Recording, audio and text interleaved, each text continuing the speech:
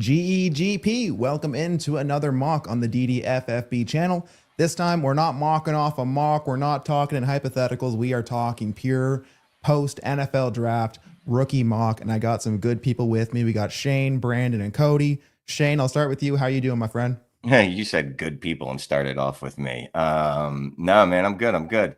I'm a little sad because I just did the math and I am through 20 drafts that are either rookie only or startups that had the rookies in them. But I'm through 20 of them, and I believe I have less than 10 left now. So that's a little depressing. And this is why you start joining startups in the end of May, because you're jonesing. So anyway. Yep, we are helpless to just want all the players, and yeah, I've had a nice little spread of players, and I've done a good job of getting a little bit of everyone. So we'll see how that goes. But Brandon, how are you doing? How are your drafts going? Doing good. Wrapping up a couple interesting results. I'll say interesting results so far. Still got 2 more to go, so pretty excited for those. Now that we're starting to see the landscape kind of shake out. Yeah, a complete lack of consensus still to this day. So I think we'll probably see a continuance of that tonight. And speaking of lack of consensus, we have our man Cody Smith in the house. Cody, how are you doing, my friend? Everything depends on tomorrow night. We're wearing the jersey in preparation for Game 7, Blues Jets, and hopefully we keep the U.S. tradition alive with Stanley Cups. Hell yeah. Awesome. So tonight we are doing a mock based on a 12-team start 9 Superflex, 0.15 point per carry, and it's a tiered PPR. So you got 0.5 for the running backs, 1 point per reception for wide receiver, and 1.75 for tight ends. So I have the war pulled up on the screen here just so you can get an idea of kind of what it looks like. But Shane, you know what we talk about in start 9. Just this is what matters, right? How can I get access to this? So just in the rookie draft, like these players are few and far between if there are any. Like how do you approach it any differently in a start 9 versus, let's say, like a start 11 or 12? I don't think I actually think about it differently, right? The 9, obviously I want hammers. I want more upside. So then I just completely contradicted myself. So I'm definitely looking for more upside, right? So most leagues, I'm probably taking Tet over Travis Hunter. I just am, because that's my preference.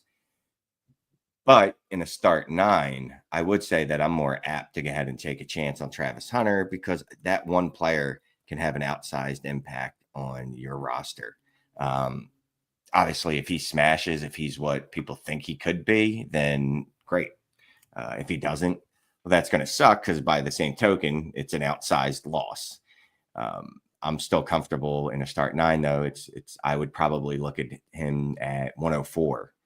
Right now, 103, 104. Right now, it's like 105, 106 is basically where I've been looking at him. And that's why I don't have much of him, because I have 1 share. Before we jumped on here, I asked everybody to go on Dynasty Daddy. We're going to tell some true stories from our own lives, and we're not going to bullshit, because people talk all the time about what they would do. So I want to talk about what we did. And I've got 1 Travis Hunter share. So clearly I have been passing him up. I thankfully have backed my way into 2 Hunter shares now in the last 24 hours. So that's been a very nice development.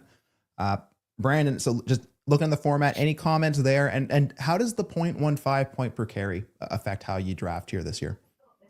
I mean, it probably affects maybe in those tiebreaker scenarios, Ty, but like at the end of the day, like the war is what it is. It doesn't, looking at it, you want the hammers.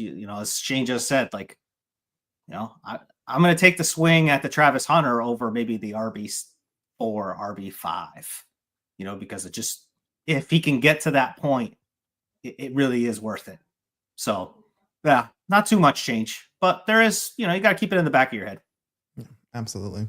And Cody, the tiered PPR, 0.5 for running back, 1.0 for wide receiver, 1.75 for tight end. Like, what does that tell you for kind of how you want to approach a draft? Yeah, this format's actually going to keep it pretty baseline for me. With the half PPR for running backs, I think that's kind of negated by the 0.15 for the point per carry. So I think that kind of brings them, and we even see it pretty well resembled in the war graph, that they're going to be pretty evenly split between the two. So I'll keep it pretty straight to my board, honestly. The 1.75, you bring up the tight ends a little bit comparatively to just your standard formats, obviously. So that's typically our standard format that we're rocking with over here. Standard is a tight end premium whenever you're watching on this channel for the most part. So bumps those guys up a little bit, but truthfully, it's going to be pretty baseline for me.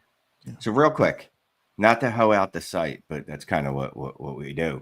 If you haven't joined the site yet, you absolutely should. And I'm not just a person that works there. I am a user. Every rookie draft, I didn't even go to the league settings. I just went to the war. I literally went to ddfantasy.com, football, whatever it is, ddfantasyfootball.com. That's what it is. Great salesman. And I just went to the war machine and went, okay, this is what matters in this league. Like, I'm not going to the settings for all of those leagues, just plugged it in. So if you haven't joined yet, at least 2 of us here have codes. You could DM us, message us on the Discord. You could tweet at us and we'll get you a code, get you half off that first month. It's the best website, best fantasy community out there, the sharpest minds and the sharpest players. So anyway, that's enough of that. Shane, you are the best salesman. Don't sell yourself short, my friend. Great. But yeah, we'll get this thing started shortly here. So I'm going to take this off. I'm going to put up the draft.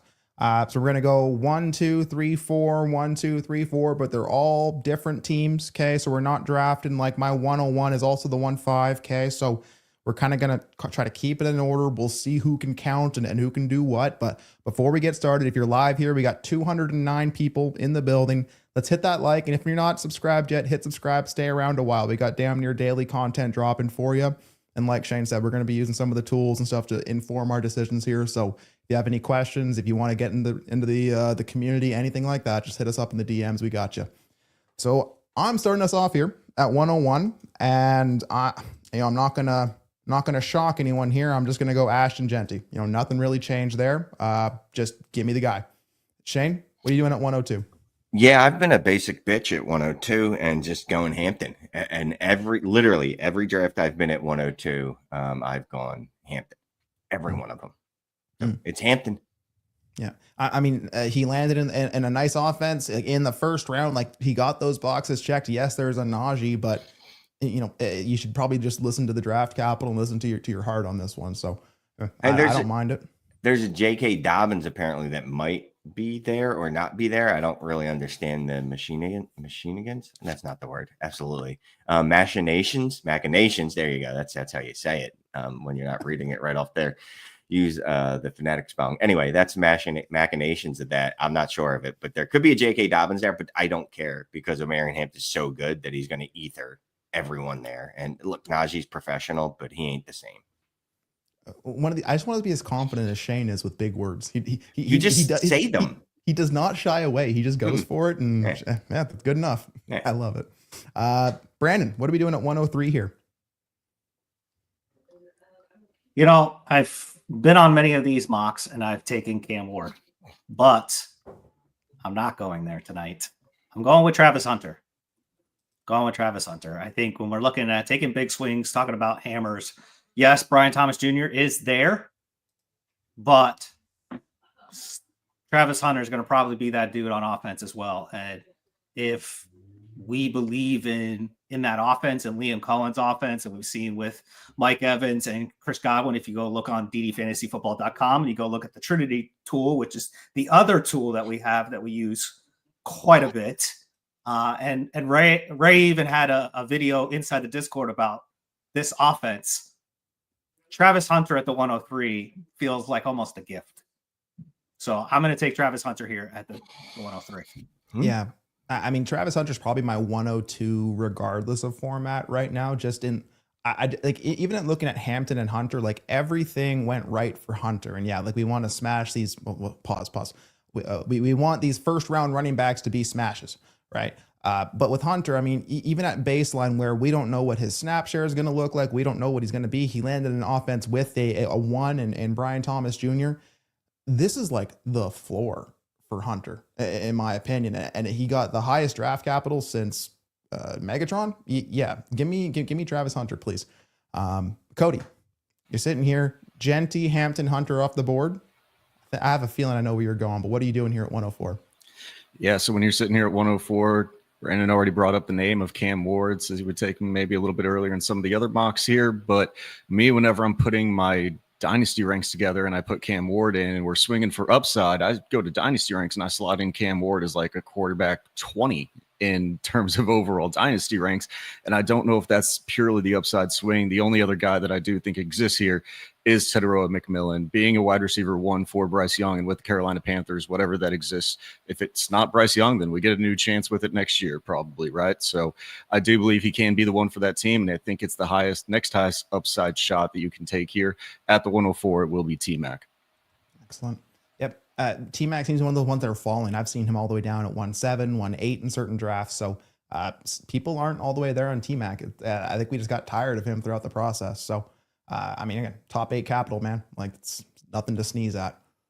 I'm up here at 105. Okay. So, yeah, I mean, you have your share of any running back past Hampton. You know, I'm not looking at wide receiver here. The format doesn't support tight end enough. So I'm just going to take best player available. We spoke his name, Cam Ward. I mean, if you told me I can get the quarterback that goes 101 at 1.5 earlier on in the process, I'd feel a lot more secure in kind of what I was doing and playing a little slimmer at quarterback. So happy to take Cam Ward there. But like you said, Cody, like it doesn't fill me with a lot of excitement. It's just this is probably what I should do. Shane, 106. How are we doing? So this 106 is not a proxy of me, right? This is a proxy of what the community wants, right? They want the sexiness. I'm more of a grinder guy, but the communities seem to coalesce around Trevion Henderson as that running back 3-ish. I think it feels like he's the one that people like the most. He's the one that I've seen go off the board most consistently as the RB3. I got Dynasty Data Labs up. Probably should have looked at that before I made the pick, because then I wouldn't just be speaking out of my ass. But let me just go look up Henderson right here. Yeah, I mean, by 107, he's only available in 23% of draft. But so looking at the running backs after him, he's definitely the guy that people have coalesced around to as the RB3. So that's who I would take here. Yep. I've heard many say that he's their RB2. People like them some Henderson. The New England landing spot did not turn people off, so 1.6 is absolutely fine there. But you're going to see the comps you keep hearing, right? And not the play style specific, but people keep telling you, well, why can't he beat Jahmyr Gibbs? Why can't he beat Devon Chain? And first of all, just real quick, because those guys are freaking unicorns. Like I love how we just comp everyone to the highest degree that we can find. Like, well, why can't he just be one of the top 5 running backs in the league? Well, I don't know, because there's only like 5 of those dudes. But all that said, yeah, he's got the skill set that people really, really like. Really do. Yep. And again, you're going to see a lot of running backs that are probably landing in the same range here real quick. So, Brandon, 1.7. How are we doing? I'm going to take Cam Ward here. I think the slide has happened too far. Cam Ward is off the board, my friend. Oh, he's already off the board. It did go too far. It did go too far. It really did. You know, see, I was so happy, and I was like looking. I'm between 2 players. I don't think I want to reach this high on RJ Harvey. I'm going to be honest with you. Well, what have you done in your drafts? What have you really done in this situation? Look at your running back. Well, here's the thing: is I've usually not been in this situation. So this is kind of that. There's a spot here where you've got Quinshon Judkins, you got RJ Harvey, you got Caleb Johnson, you got those 3, especially in the format 0.15 PPC, right? You got all 3. So you kind of almost want to decide which one do you feel like either A can get you to the point where even if you don't like them, right? Who has the chance to rise the fastest? And so I think what I'm going to do here is actually take that one. I'm going to take RJ Harvey here because I think the ADV steam on him is just too high. Mm. Like, it's just too high to just negate. Like, don't get me wrong. Quinshon Judkins and Caleb Johnson are probably better talents, right? But when you're talking about right out of the rip, could be on the field and could actually produce, RJ Harvey's probably going to be out there with Arjun Esteve in that Denver Bronco offense.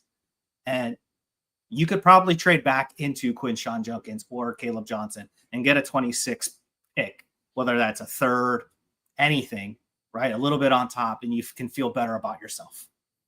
Yeah. Absolutely. So just looking at Dynasty Data Labs, which is just they give you odds, right? That's all we're looking at. And RJ Harvey's odds of being there, let's just go to the 112, are 50% versus Caleb Johnson's, which is 35%, which compared to Quinchon is 1%. But again, yeah, you're talking about the steam that's moving forward. Let's see what that looks like in another 2 weeks. Because that RJ Harvey hive is really, really strong.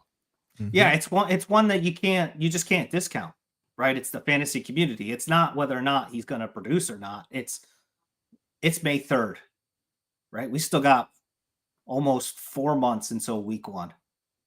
All it takes is one good training camp video for somebody to be like, I want in on that. And I'll trade you my Caleb Johnson, and I'll give you a 26 third so I can go get that RJ Harvey cash, walk out the bank. Right. I've taken RJ Harvey as high as 1.6. I felt like I was probably reaching to do that. I knew I was in a DD league, so I knew it was now or never basically to get him.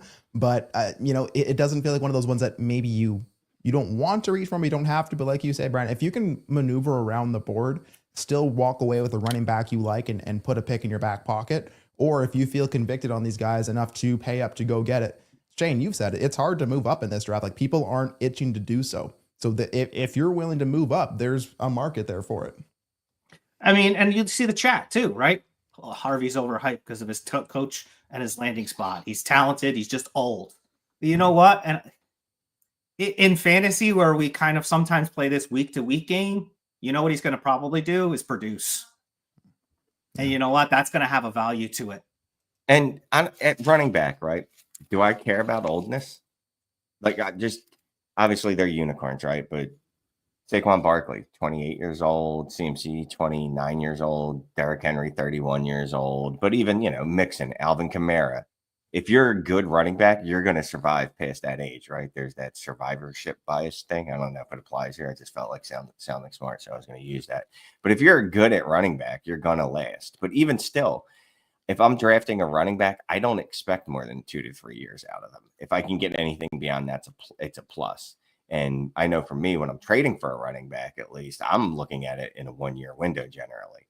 So I don't know if age should be really that big of a deal. And then you bring up the fact, the chat, and I'm not attacking anyone, but they said, well, it's just the landing spot and the good coach. Well, yes, those are good things. You know what I mean?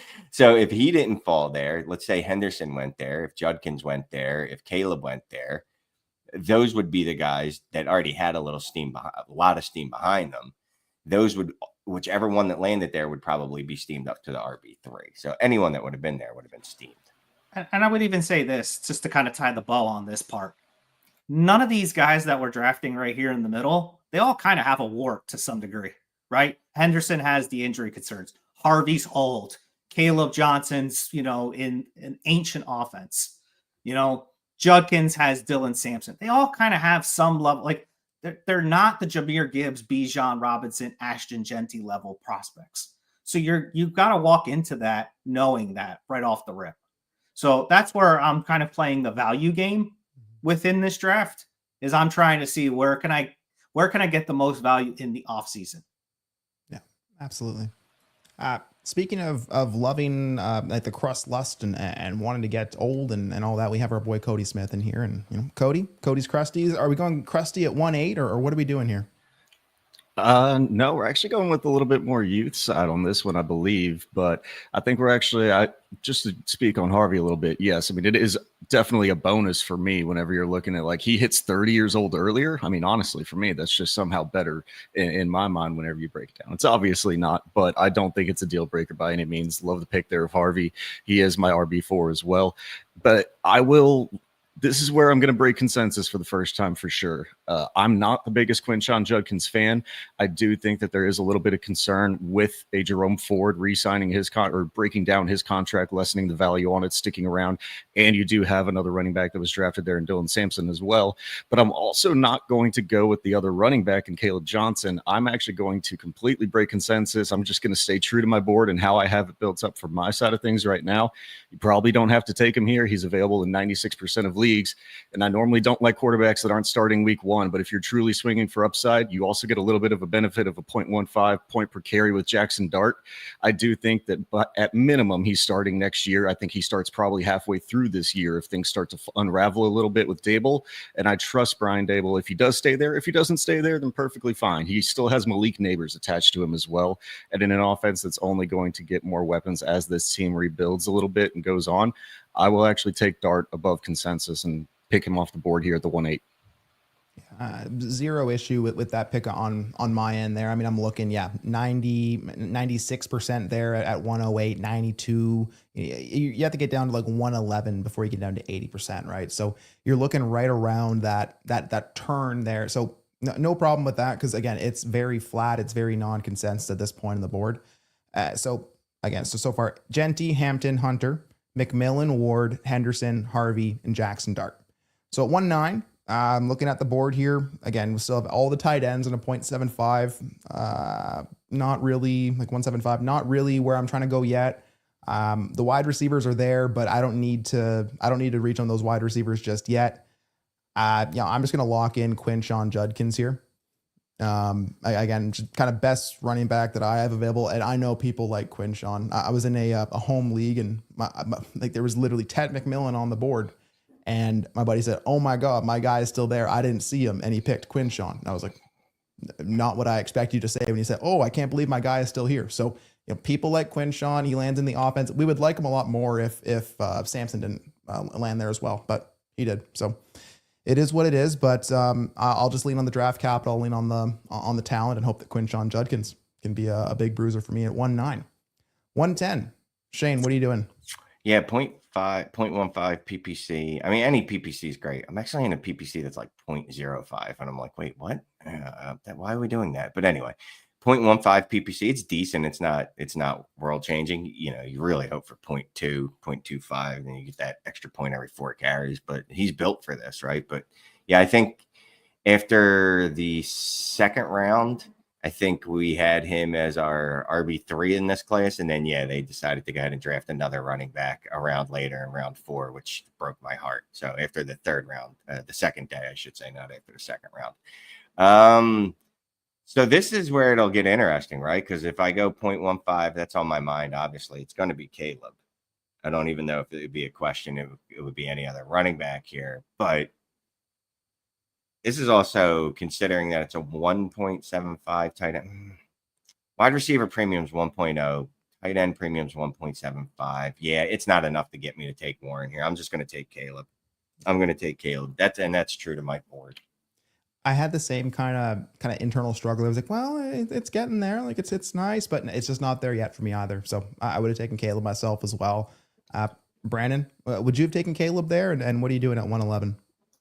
I mean, if Caleb would have fell there at 111, I would have ran to the board and, slammed the select player button. I just think that that's too far of a slide. I know Ty's hosting. I keep jumping in because whatever, I like to talk. It's hard to say anything's a slide though in the first round, really. No, it's a tier, right? Yeah. It's a tier, and that's why we tier things, right? It's not direct rankings, right? Is like you were just saying Tyler Warren for you in 175 with a 0.75 premium. It's just not enough to move the needle to make the decision to say, all right, he sits in that tier for me in this format. Right. I think this is where I would have a problem. If someone jumped in Judkins, if someone drafted Scatterbo over like Judkins, then I'm like, bro, we have a problem. Like, even if you believe that, then trade back and get anything you can added on top of that pick if you're just going to do that. Right. Especially depending on the format.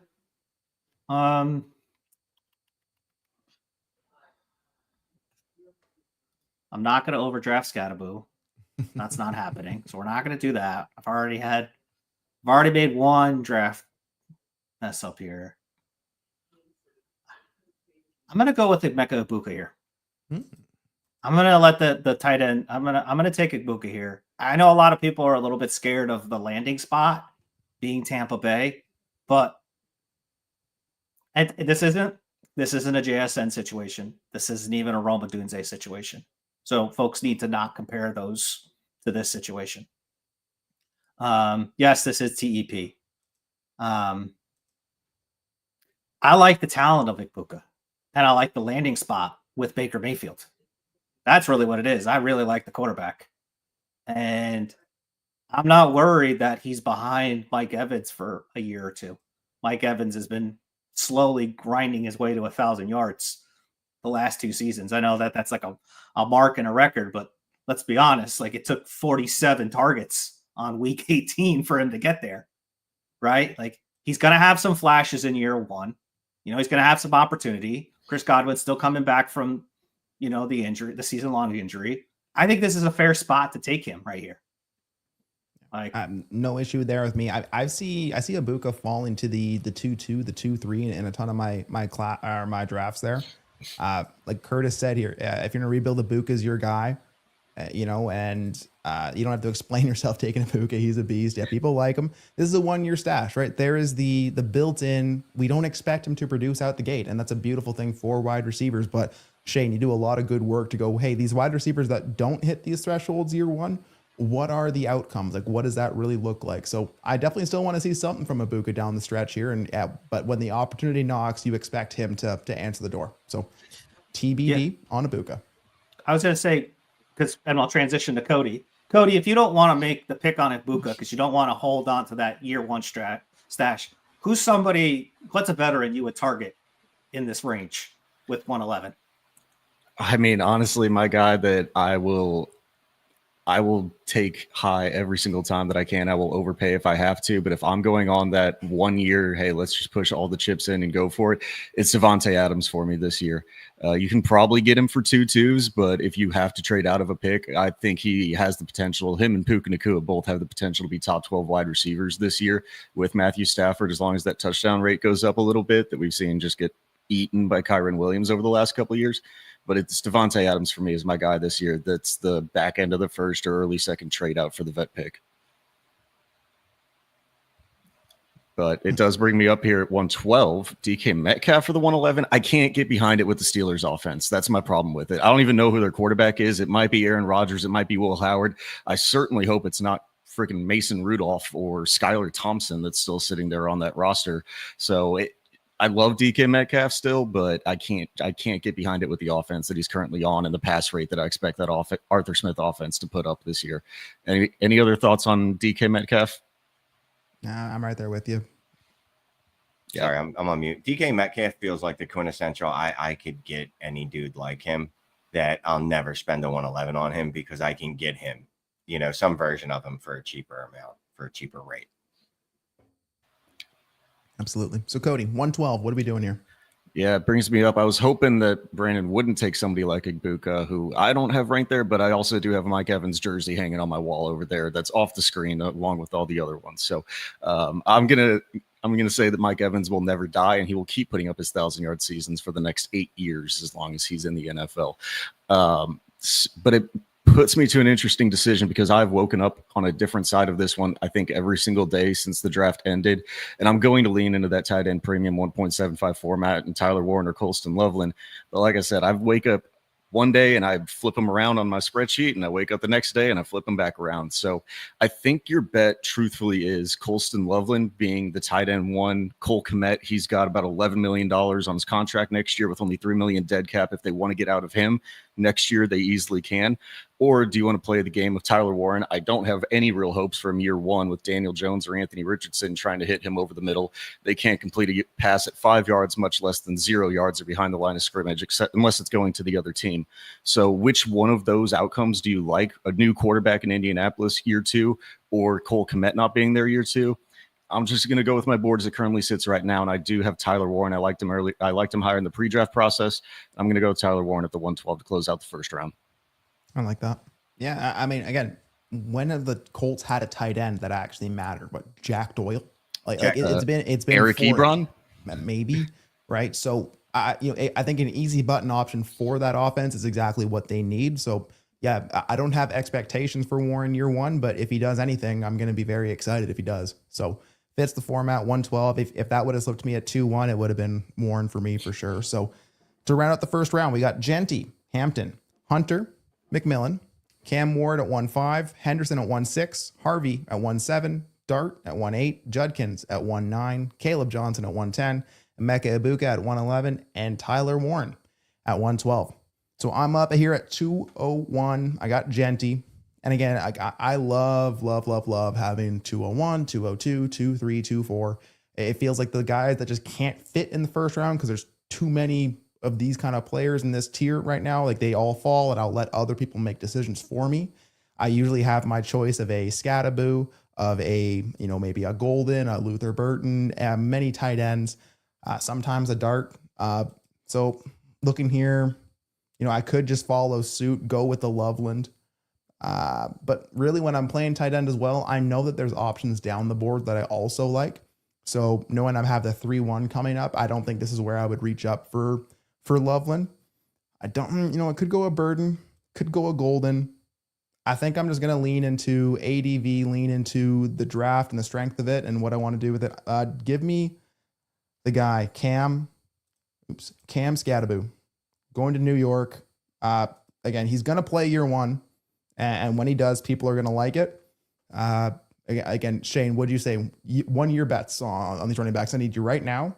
And when he does get that option right now, I know I'm going to have some flexibility with Scattaboo. So can do a lot worse with 2-1. I'll take Scattaboo. Shane, you're up at 202. So this is literally me in every draft. I'm going, I'm going to draft like my first Cam Scattaboo share, and that's going to be awesome. And then he literally never makes it back to me. The premium's like, well, it's 1.75, right? Too early, according to Jamie. Look, I've seen Cam go anywhere from 201. I haven't seen him in the first. I don't think I've seen him in the first. If I did, I blocked it out of my memory. But I've seen him at 201, no doubt. So again, 1.75. It's like, do I go Loveland? But I am a little concerned that Loveland might be the fourth option in that offense. Obviously, he's a rookie, so that shouldn't matter as much. I was really hoping that you wouldn't have done this to me. I was really hoping you would have just taken Loveland, so I could have easily gone Golden over Scattaboo, with the whole reasoning being, well, first round wide receiver. How can you take a fourth round running back over him? And then you took the fourth round running back over him, and I'm screwed. Let me go Loveland then. Loveland. So it's funny. Warren started off as my tight end one. I think most people's tight end one. By the time we got to the draft, Loveland was my tight end one. And then after the draft, it was Warren, because as bad as Anthony Richardson or DJ Daniel Jones are, I just don't know about this, right? Now, DJ Moore is there maybe for another year. Who knows? You got Rome. You've got Burden. I don't know where he's going to fit in the hierarchy. I mean, they did spend a high pick on him, but we've seen other tight ends. You mentioned Eric Ebron earlier, right, Cody, that have Kyle Pitts that just have not been focal points of the offense, despite the draft capital indicating that they should have been. Did someone put up the Scattaboo? I mean, look, we got to be honest, right? That is part of the appeal. It just is. It honestly is. But the thing about that is he has appeal. So we can bang on the Scattaboo, pick if you want to, but people like him in the community. But anyway, I did all that talking. I'm just taking Loveland here, top 12 draft capital or whatever he has. And top I can't 10, get behind him at Golden. 2-2. Nothing wrong there. I can't get behind Golden right here. You really screwed me up. Okay. It feels weird to me that Golden slide, like it just, if that was Ibuka that landed there, if that was someone else that landed there, we'd feel so different. But because it's Golden, it doesn't fit our narrative. I don't know. But hey, we got over 500 in the house. Let's go. Welcome on in. Hit the like, hit subscribe if you're not there yet. Brandon, 2-3. What are you doing here? You went Hunter with 1-3. So what are you doing on this team? Yeah, I was really hoping Loveland would slide there, but Shane talked himself out of it. I was actually looking at the Trinity tracker, and I had a whole this is it. This is what it is. I'm gonna stick with.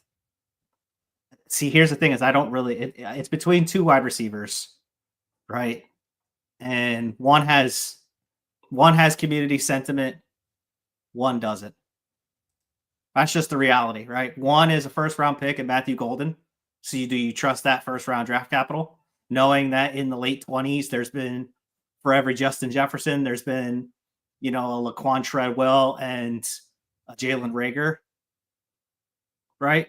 And we're kind of into get your guy season here too. So I'm going to go with the other wide receiver because he has ADV. I'm going to go with Luther Burden.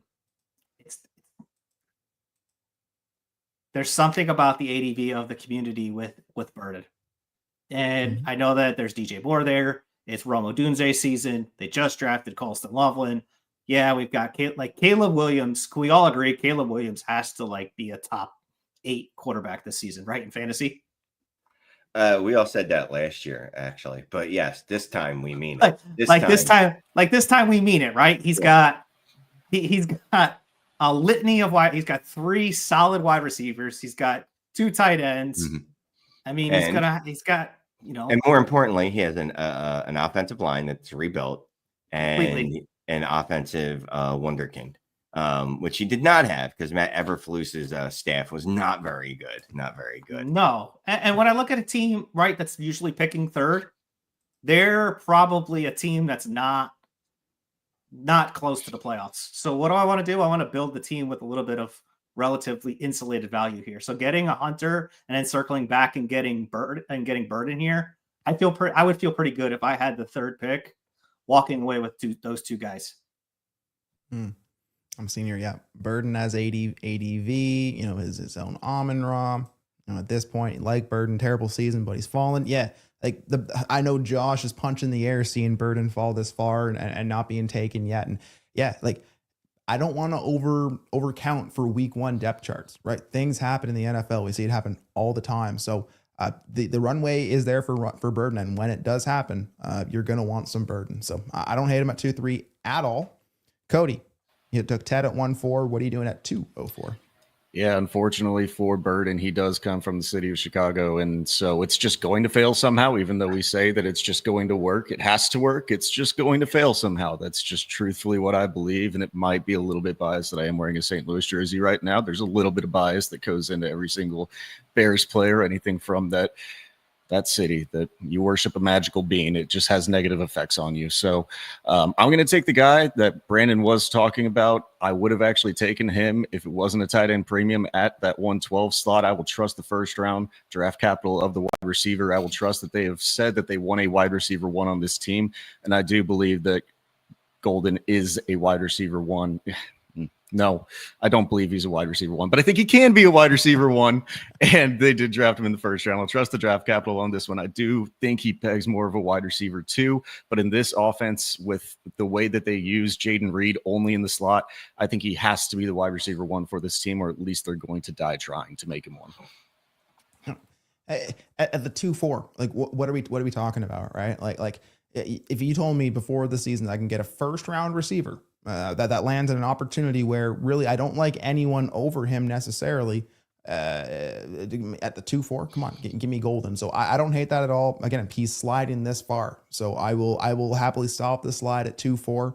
But like Stiley says, man, you got to know your league, and I don't want to just tie myself to a sinking ship. And that number 22, it definitely gives a little bit of negative ADV. Yes, Shaheed kind of spices that up a little bit. But I got to see it out of Golden for sure. So we'll see what happens here. I'm up at 2-5. So this team has Cam Ward. So I'm looking here. What do we got? So Shador Milroe. I'm not taking Shador Sanders here at 2-5. Sorry to spoil that one for everyone. Running back wise, this is where it gets so mucky, right? And you're just like, what round 4 running back do I want? And in what order are they going to go? But I think in this kind of pocket of the draft, this mid to late 2nd, that's where I do like to take these shots in the wide receiver, because I know they're not going to be there later for me so much in spots that I like. And I know early in round 1, I typically want to just lean getting those running backs, just kind of locking that in. So if I'm here at the 2-5, Cam Ward, I'm just going to take best player available in my opinion. I'm just going to take Trey Harris. God damn it. Lands in LA. Seems like they want to run an efficient offense. Ladd did well, so maybe there's room for Harris in that offense as well. At 2-5, I can do a lot worse. So give me Harris there. Shane, you're up here. Trey Henderson at 1-6. What are you doing at 2-6? Yeah, I hate this pick. I hate this area of the draft with every fiber of my being. Every wide receiver that I feel comfortable drafting in this range has been drafted. Every running back that I want has been drafted. I mean, obviously, there's guys I want a little later, but those are guys that I like in the third round. This is where I generally start making mistakes in the draft and going, let me get Tyler Shock. Let me get Elijah Aurora or Mason Taylor. 1.75 tight end premium. Yeah. Again, there's no wide receivers left with top 50 draft capital, right? But there is another wide receiver that people have gotten behind, especially lately. No, I don't hate Higgins. I like Higgins, actually. It's just... Oh, yeah, Higgins actually is still on the board. I'm sorry. Good call. Thank you, A-Town. Appreciate that. I'm going to take Higgins, yeah. Cool. But I would have liked Higgins a lot better if they didn't go ahead and draft Knoll a round later. But, yeah, top 40 draft capital for a wide receiver. Good job, A-Town. This is why we have a chat. I appreciate it. Look, my eyes aren't what they used to be. I could actually see the board. But, yeah. I mean, top 40 draft capital, right? We're looking for wide receivers with top 50 wide receiver capital. It is disconcerting that they drafted a wide receiver literally the next round. And I hate using the word crowded, right? But there is a lot of wide receiver depth in that room right now with obviously Nico, him, Christian Kirk, who's probably gone after a year, and then Knoll. I have this bad feeling in my soul that Knoll, not a bad feeling because I really like him, that Knoll is going to come out of these two and be the one that you want to own. But yeah, I'll take Higgins here. Yeah, no worries there. Hey, let's take a pause in the mock. Let's hit a super chat by Mike Quinnell here. Superflex best ball start 10 Dynasty, trying to go from worst to first.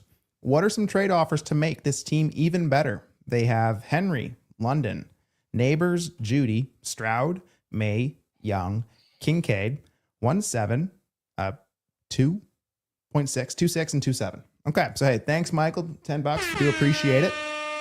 Cody, I'm going to go to you here. Best ball, start 10. We got some nice players here. We have a lot of quarterbacks. We have some picks to work with. Does anything kind of stand out to you of what you would do with this team? Yeah, right off the bat, unfortunately, the way to go from worst to first is probably to tear this one down further for me. So if you wanted to go from worst to first, send your 1.7, your 2.6, 2.7, go buy some vets with those picks and trade out of those picks. I wouldn't recommend it. I would probably spend another year trying to rebuild this thing and start hoarding some of those 26, 27 first, sell off the Henry, sell off one of the quarterbacks or maybe two of the quarterbacks. Probably selling from the top as well, even though you don't really want to. I'd probably try to start with Drake May, as he's probably going to get you the biggest net return. But I don't see a way, truthfully, to take this from worst to first unless it's just going to break right for you. So it's a difficult one for me. I kind of play both sides of that one, so you can take it however you go. I don't know if any of the others got some answers to this one. Well, he's meant Genty, not Judy. Yeah, let's see. So that might change. Well, that might actually change the strategy here. It does definitely change things. I'm sorry, put that team back up then. Yeah. Okay, so we've got best ball start 10. He's got Henry and Genty. Henry Genty. Okay. Then London, Neighbors. Set up weird. Stroud, May, Young. I mean, the quarterback room is actually really good for best ball, though, right? Yep. I'm no zero-ish, just rolling with that quarterback room as is. Yep. Yeah, I mean, we're super thin at the other spots, which I think is Cody's point. So maybe you do need to kind of move off of May because he's the one that's going to get you the most. Obviously, you want to move the other guy, Bryce Young, but you're not going to get what you want. You know what I mean? So you might as well hold on them. So Cody's point's right. Like May's the dude you're going to have to move. I know it doesn't feel good. I would at least explore the avenues of what moving Neighbors looks like. Just explore it. I'm not saying you have to, right? But it's best ball. You're thin. You know what I mean? And there's this one place I especially don't want to be thin is in best ball. So I would explore those avenues too. Knowing, again, I'm not just taking anything. It needs to be a deal that as soon as I see it, I go, yeah, that's the one. Brandon, I see your wheels are turning. Yeah, that was the first piece. That and Genty. Those were the two pieces. Like in best ball, like those are probably going to be the two most coveted pieces from that line, from that roster. So, and I'm going to assume that the rest of the I'm going to assume the rest of the bench is pretty rough. So can I go from neighbors like a tier down to AJ Brown and a 27 first? Can I do something like that? Like, is that possible? Like, I would love that if you could. I would love that. If you need some ideas, definitely go hit up the All Gas Trade Show. There's plenty there's like week in, week out, there's plenty of options there. But something like that, something where I can still stay competitive, but I can also, as Cody was alluding to, like I could still stockpile draft picks that either A, I'm going to make, or B, I'm going to trade in season when it's time to really lean in and get going. If I can't make any deals with this team, I'm in a stingy league. They're all dead. They're not at their phone. I would roll as best I can. I would probably try and take Kincaid. See, like, can I? I don't see a tight end premium here. Can I use the name of Kincaid? Can I turn that into a guy we've mentioned on the show, a Devontae Adams? Can I take some of that tight end value, repurpose that elsewhere? Just knowing that with all of these roster spots that I have in best ball, I want to roster wide receiver bodies. I want tight end long darts. Like, I don't need to have the name cachet necessarily if I can roster construct it correctly. And then I can lean into having Genty, Henry, London, Neighbors, and Stroud, May, Young.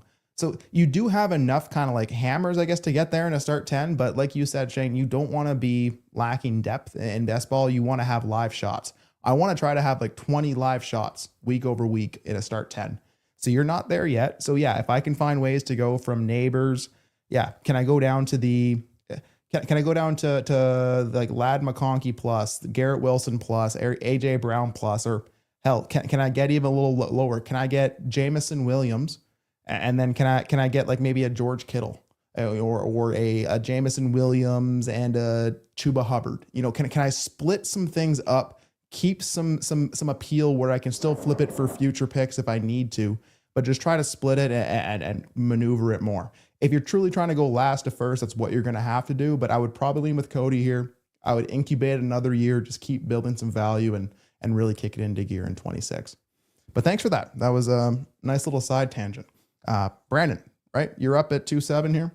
Yeah, and I would even say to wrap that up, because I've got 2-7 here. Like, if you don't like a pick that's right here, if you don't like a Higgins or you don't like who I'm about to take, trade that in a best ball, right? Take that and can I get the 3-7 and a piece and a wide receiver? I don't care if it's a flyer like Wandale Robinson.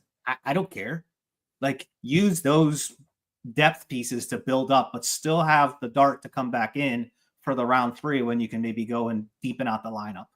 Yeah. I'm gonna go. Cody, I just did that in the league today. I went from 3-4 to 3-8, and you threw me back the 4-8 as well there, Cody. So those little kind of deals can be there, and that's kind of what you got to do in best ball. But yeah, go ahead, Brandon. I'm gonna take Jarquez Hunter here. Nice. Wow. We're at the point where we're gonna start shooting for upside. And the reality is if Kyron Williams is off the field for any reason, Jarquez Hunter's probably going to be, they drafted Jarquez Hunter, I think, for a reason. If you go and look at Coach Speak and you go kind of just look at what Les Snead talked about recently, like, it's different from the way that they spoke about Blake Corum, right? They used Blake, they were like, Blake Corum's here just in case Kyron, we need to spell Kyron. Like, they actually sound like they have a plan for what they want to do with Jarquez Hunter. And we've all agreed you're trading that 111, Cody, for Devontae Adams. Like, you're in on this offense. So if you're in on this offense, I kind of want the backfield too. And I'll take the swing here. If I miss, it's 2-7. I'm okay. But if I hit, I've got somebody who I might be able to get a late 26 first for in season. Yep. It's bold, but it's possible.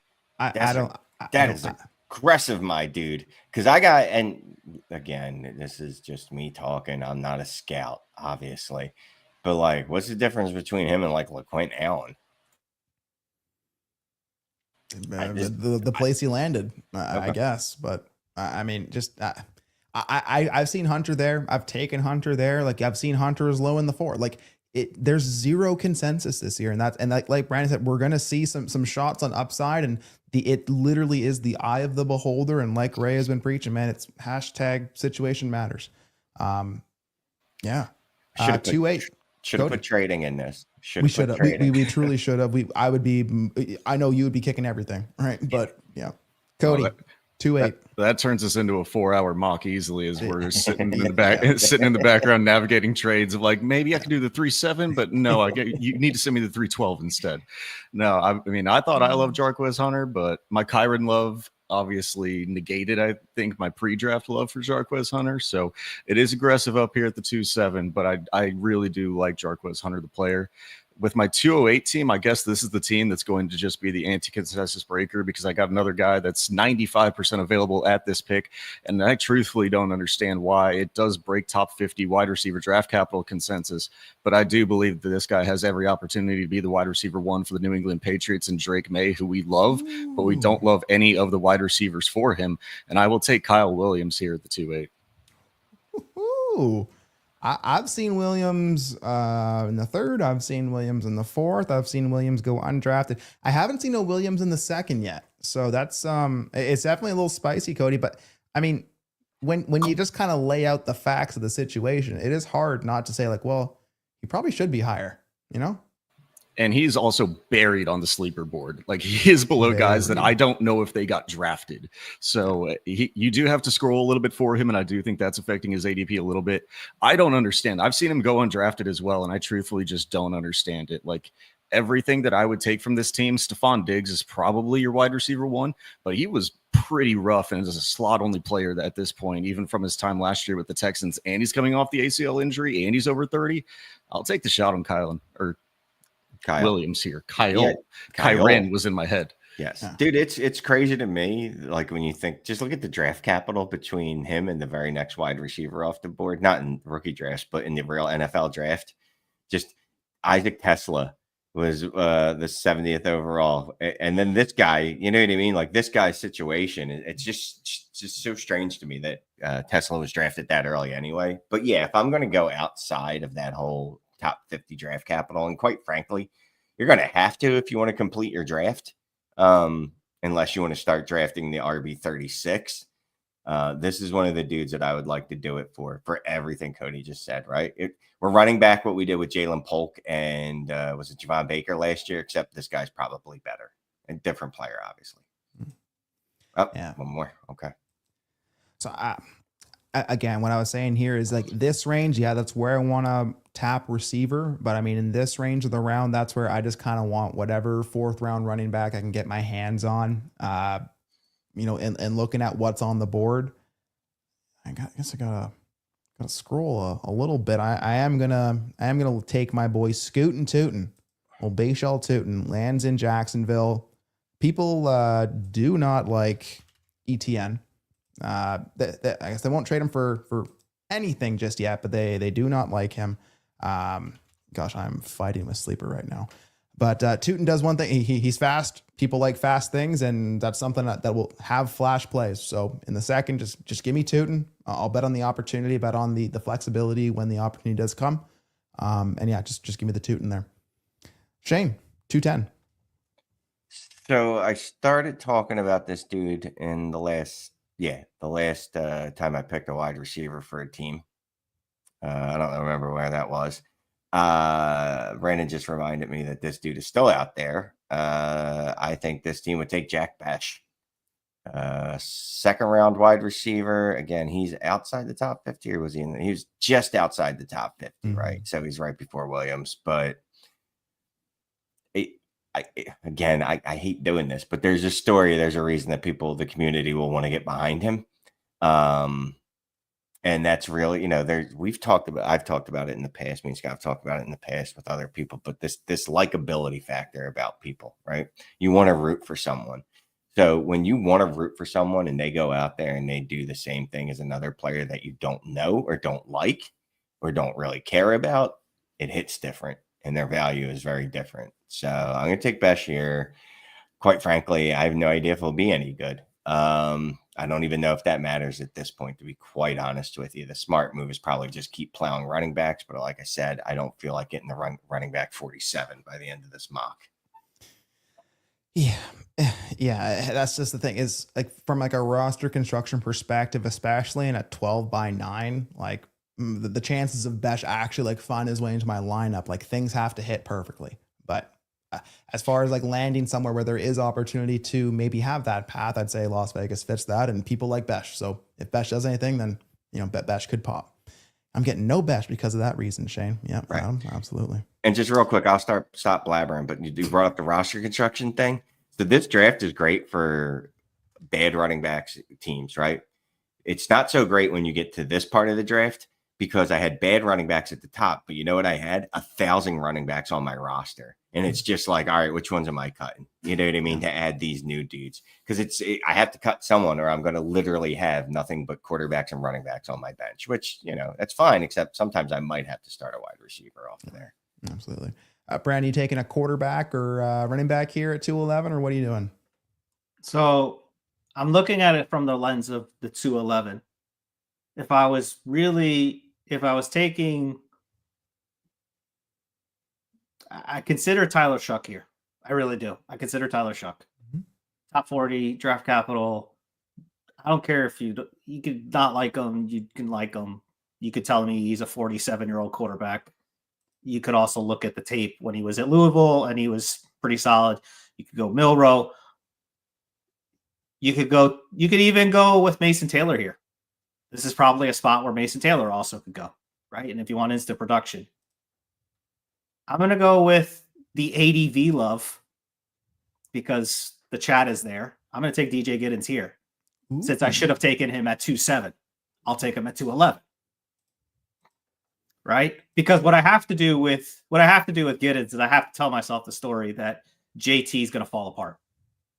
Right? Because that's essentially what it's going to be. Right? The only time that he's going to hit our lineups is if JT's out. And then you hope that they don't bring in somebody else alongside DJ Giddens, right? Like a Tyler Goodson types who just eat away at opportunity. But I'll go with him here, and if I get him on the field, I can flip him. If I don't like this pick, this is a spot where maybe I take an Aaron Jones. Maybe I take a shot if I could maybe add a little something to get a Montgomery. Something like that, somewhere in that range. Maybe even a DeAndre Swift, who people have already cast off from the Chicago Bears. Maybe I can get Swift in a future third. I would like that idea a lot, especially if you're between like a couple of players who you don't really know what to do. If you know you're going to blast it on a running back, yeah, can I get that Swift? Can I get that Monty instead? Yeah, I would add to that to get that done. I don't think I'm there. I'd have 0 Giddens so far, so I don't know where really I would take him. So yeah, like I'd blast him in the third. Pause.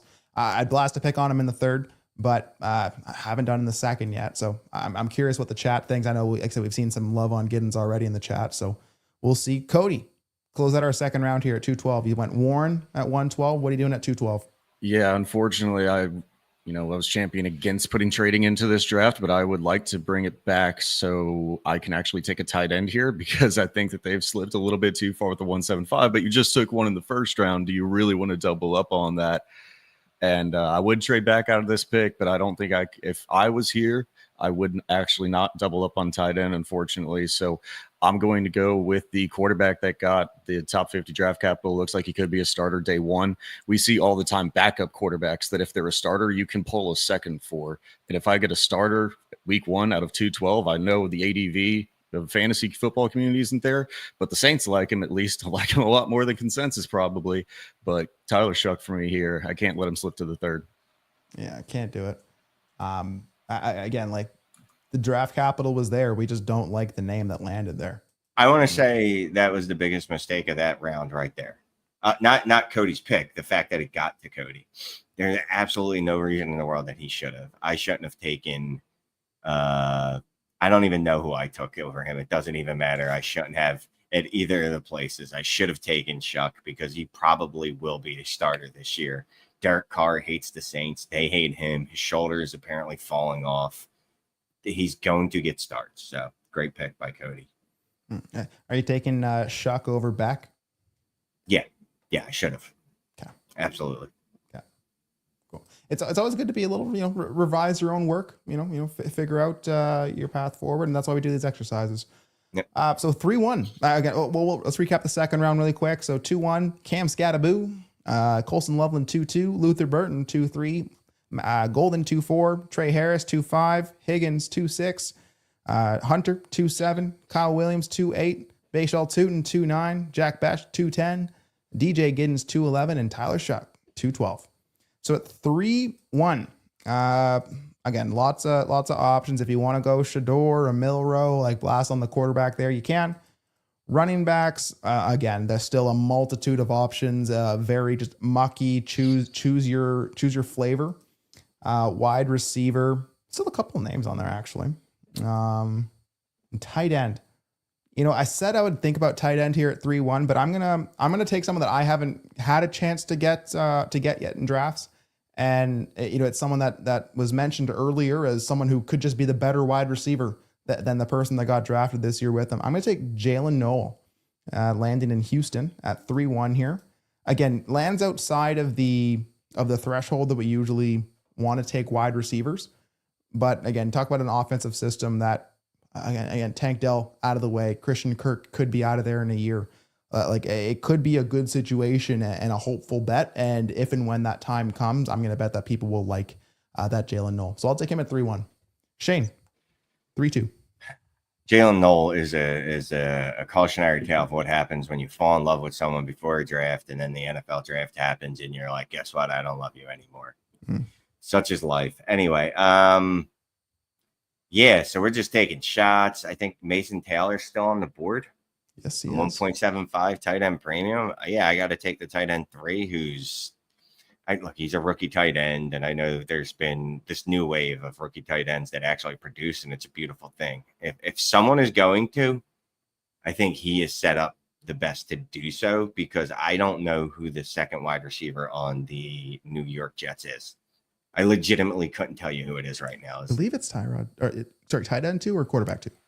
No, wide receiver 2. Oh, wide receiver 2. Allen Lazard.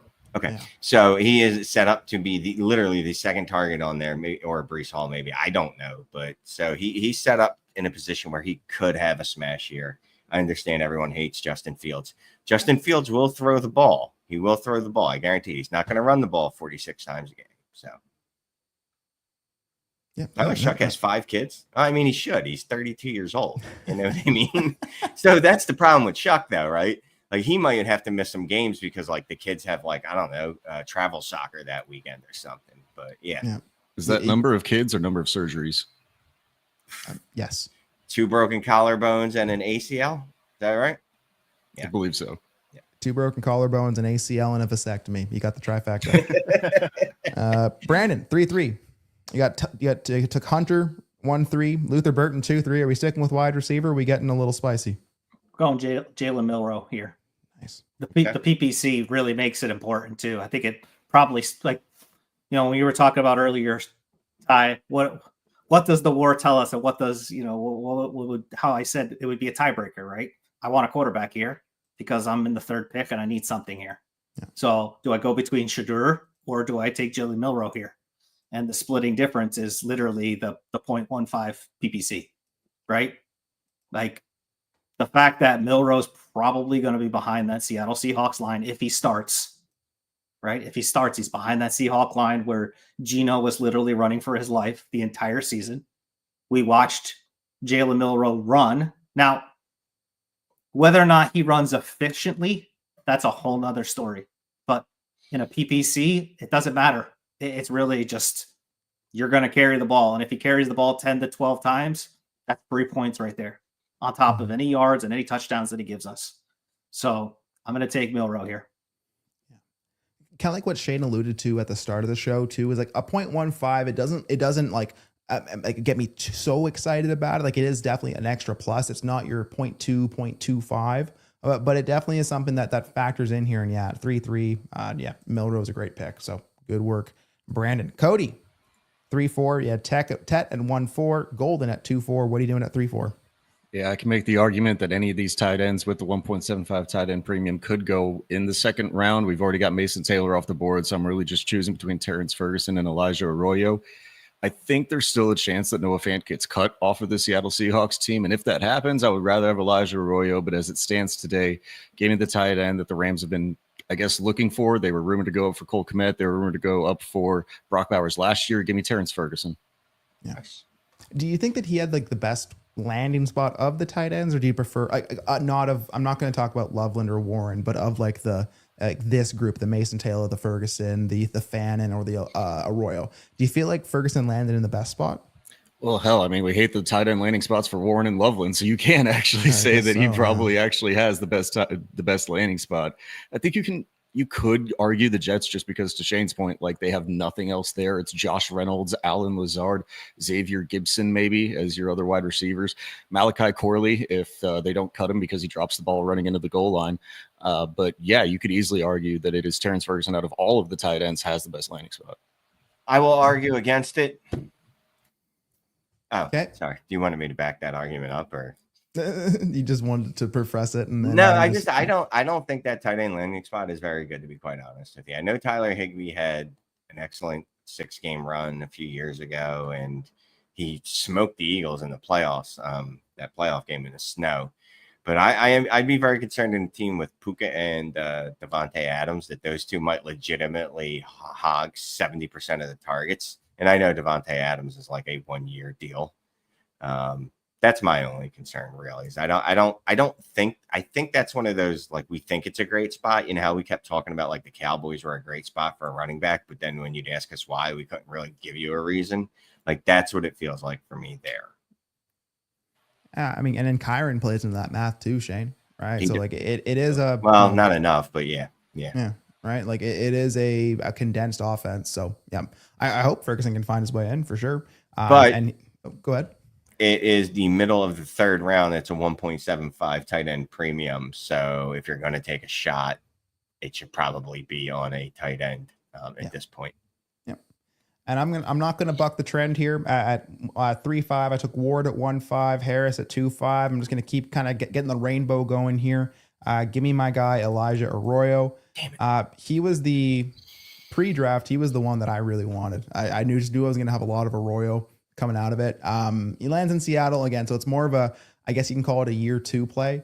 But I mean, I don't see why Seattle wouldn't run some 2 tight end sets. I don't see why AJ Barner is going to hold back Arroyo with what he does well. So again, same reasons that we're taking tight ends in the 3rd here. Yeah, just give me Arroyo. Brandon, 3.6. Shane, 3.6. You got Henderson at 1.6, Higgins at 2.6. What are you doing at 3.6? I don't know. Trading out. Can you go back to all for me? Yes. And this is generally what I do. I scroll down in case I missed another name, and I didn't. So then I scroll back up and I go, look, I know he fell to the 5th round. We're talking about guys that might actually start this year, and you can hate him as much as you want. And his draft could have been as bad as it could have been, but you got to go Shador Sanders here. It's a super flex. His competition, I love Dylan Gabriel. Absolutely love the kid. Like at the Senior Bowl, that dude was great. He's shorter than me, I'm pretty sure. And I know I could body that dude. So I don't know what the NFL could do to him. Like, he's just not going to be a starter in the NFL, unfortunately. Joe Flacco is very old. He's legitimately, like, we joke about it all the time. Joe Flacco is legitimately my age. Legitimately my age. And Kenny Pickett, who I had the pleasure of seeing play for the Eagles last year, might be one of the worst quarterbacks I've ever seen in my life.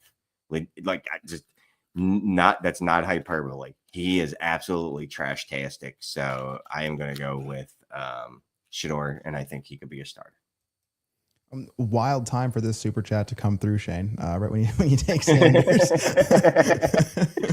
but yeah, crazy. And Jeff here dropped a $49 super chat. So I mean, thank you. Thanks for all you do, gents. Please, if you have questions, please give us something here that we can spend some time here to give back to you there, Jeffrey, or you have our DM. So please reach out. But yes, thank you so much. Much appreciated. No, I truly appreciate that, dude. If you're not in the community, I always say just go drop that and join the community, man. That's where you need to be. But appreciate you a lot. Absolutely. Okay, Brandon, 1.7. RJ Harvey, Jarquez Hunter. What are we doing at 3.7? Woody Marks. Nice. I think it's just we're just gonna keep firing RB darts here on this team until one of them hits. He obviously doesn't start right away, right? He's behind Joe Mixon, but I mean, he's there to be a pass catching option. It's something that Cody probably could speak to a little bit more because that's his Houston Texans. I mean, yes, you have a love for Dare and Gubawale. I get that. But the reality is they traded a 2026 third to come and get him. So they wanted him. So they saw something in his tape or saw something in an interview that they want. Now, what that becomes, could just be a burnt pick. We do it a lot in fantasy. But I'm going to, at this point, at 3-7, take that swing. Again, at this range, it's get your guy season. It's choose your narrative. I like to choose your own adventure game, and that's what I feel like it's like in the late third, early fourth here. So I have no hate for Woody Marks. I've taken him higher, unfortunately, than 3-7. So I like that at 3-7. Cody, 3-8. Jackson Dart, Kyle Williams. What are you doing at 3-8 here? Unfortunately, I do have some hate in my heart over Woody Marks just because they traded the future capital for him. And just as a fan, I feel like bleeded into my fantasy take a little bit of Woody Marks. I don't believe he's between the tackles runner and he's only a pass catcher. And I don't think he's very good at pass pro either. So I don't know where it fits, but obviously the team sees something for him. So I don't hate the pick here. I just have a little bit of bitter bias in my heart, but I will take another running back, one that honestly, if Shuck hadn't fallen to the 212, if the tight end premium hadn't been there at the 3-4, I probably would have taken this running back already. And we see it all the time where the second guy drafted at the same position could eventually be the better one. I don't like Quinshon Judkins as it is, and so this one's Dylan Sampson for me.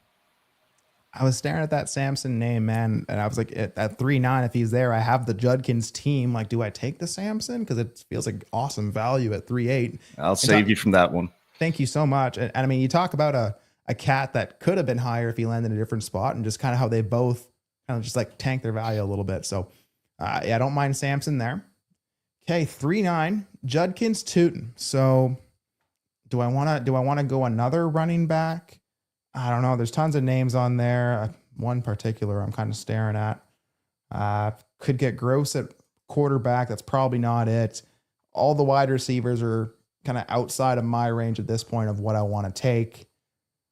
You know what? I'm just going to take the last tight end in this kind of tier for me. I'm just going to take Harold Fannin. I like the coach speak. We talked about coach speak earlier on here. I like the idea of Njoku doing the dirty tight end work, Fannin doing the move tight end work, in an offense where there should be opportunities abound when they have a fatal four-way match at quarterback with special guest referee Deshaun Watson. So I have no idea what Cleveland's going to be, but I think Fannin can be at least an exciting part of that offense. So give me Fannin at 3-9 and the 1.75 tight end premium. Shane, Caleb Johnson 110, Jack Besh 210. What are you doing at 310? Hit all for me, sir. You got it. Good. You could. I'll even try to bring that up a little bit for you. Oh, okay. Wow.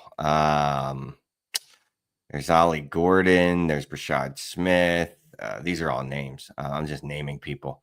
I don't like anything. Oof. Let me go look at my own list. See if any of these players are still on the board here. No. Okay. Also, no. What I did in the early drafts is I went with the Savion Williams because I was hoping they were going to make him a running back, and then they gave him his jersey number, and it's a wide receiver number, and you're like, damn it, that really sucks because you're terrible at wide receivering. Where am I usually going? I'm usually going Brashard Smith. We've seen late round running backs do well in Kansas City. He has a specific skill set as a wide receiver, converted wide receiver. He could get a ton of passes. So that's where you got it. I don't think you have to go, but that's where I'm going to go right here. Yeah. And that is kind of how it feels at this range, right? It's like, I guess I'm going here. Like you kind of blast that dart anywhere, and it's, you're probably gonna do the same thing. So yeah, 7th round running back, but he lands in Kansas City, does one thing well. And yeah, that receiving work should be something that's nice in Kansas City. With, you don't know what's happening with Pacheco. Who knows? There's not a lot of juice in that running back last year. So if you add some juice, maybe there's some good things that come there. Got over 1,200 in the Let's house go. tonight. Let's go. Thanks for tapping into DDFFB. Again, if you haven't yet, hit that like button. If you're new, hit that subscribe. Stay a while. We got damn near daily content dropping for you.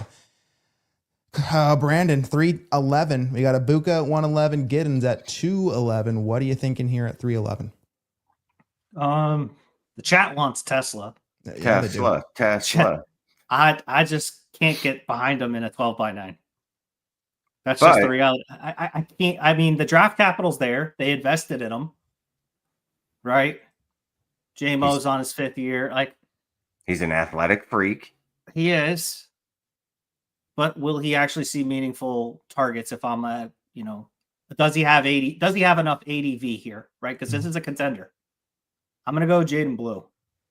The guy can't hold on to the ball to save his life. But what he does have is a superpower. He's quick.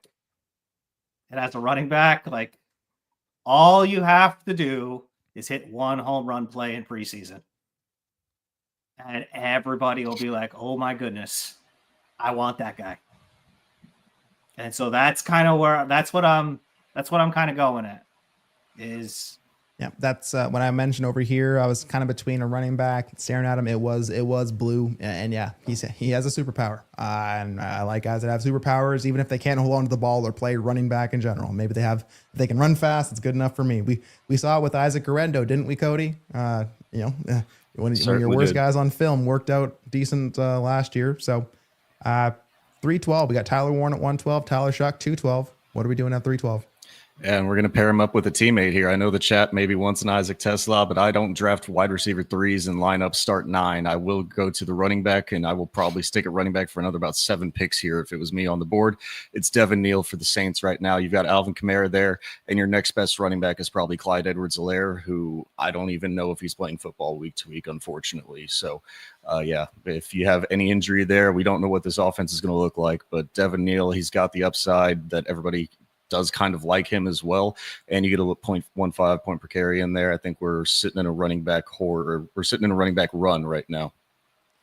Yeah, so third round's done here. Jalen Knoll 3-1, Mason Taylor 3-2, Milrow 3-3, Terrence Ferguson 3-4, Elijah Arroyo 3-5, Shador Sanders 3-6, Woody Marks 3-7, Samson 3-8, Harold Fannin 3-9, Brashard Smith 3-10, Jaden Blue 3-11, and Devin Neal 3-12. It's fourth round. Lock in, everyone. Let's go. We got this. You said a running back run, and there's so many running back names left. But I'm assuming this is the earned 101 team. They added Genty, they added Scadaboo, they have a Knoll here. I don't know if the earned 101 team puts 3 picks on running back. And I don't think they take another wide receiver. I don't like getting any of the tight ends at value there. I'm just going to take a bet on a Will Howard here that, you know what, maybe he's the guy in Pittsburgh. Maybe that's the answer. And if it is, cool. If not, it was a 4th round pick that I lost on him. So I'll take the stinky Will Howard here and not keep on the running back train. But Shane, are you going to keep on the running back train here? We got Hampton, Loveland, and Taylor on this team. What are you doing at 402? Well, definitely can't go tight end. So no Gunnar Helm. Quinn Ewers makes me want to vomit a little bit. Curtis Rourke, no thank you. Kyle McCord, not great. Which running backs are left at this point? See, Devin Neal's gone. Obviously, Jaden Blue's gone. Brashad Smith is gone. Oh, so this is my new favorite guy. And I don't care what anyone thinks. Taj Brooks. I love that people tell me that, like, I like Chase Brown, but that's a very thin running back room, right? And that's what I'm trying to attack. I know Tennessee added a running back. I know Jacksonville, there's another running back. I think it was LaQuint Allen went to Jacksonville too, right? Like, there's a couple other running backs on the board, but I think Ollie Gordon's there too. So I shouldn't have spoiled that. But there's only a few running backs where you could foresee, like, legitimately, without just bullshitting yourself, that you could legitimately see them with some type of role this year, and he's one of them. Absolutely. And you have to tell yourself the story to anyone at this point. So yeah, absolutely. Brandon, 4-3. You got Hunter, Bird, and the Milrow on this team. What are you doing here? Going back to the wide receiver position. I'm just I'm in the position that this is just ugly wide receivers, right? So now I'm trying to figure out, okay, where do I want to really, what story can I tell myself? I'm going to go with Ty Felton here at 4-3. It's not a great pick. He's probably a little bit buried. But I do like the Minnesota offense. And if Addison goes down for whatever, once he rolls his ankle for the 14th time and Felton's out there on the field, like he's very smooth and comes from the same college as a former 5th round pick that they had. Went to Minnesota by the name of Stephon Diggs. Anybody heard of him on the panel? So, I mean, not saying he's Stephon Diggs, but he could potentially walk into the opportunity here in the fourth round where, I'm stashing him because I'm the 3rd pick. I don't need him, but if I can get rid of him because he flashes on the field, it's a good investment. Yeah. And that's all you're going for at this point is who can flash, who can I, like, what can I do with this 4th round pick? Ty Felton, you could do a lot worse. So a good offense, something I want to bet on is a Minnesota offense this year. So yeah, I'm fine with that. Cody, 4-4, McMillan, Golden, Ferguson. What are you doing here?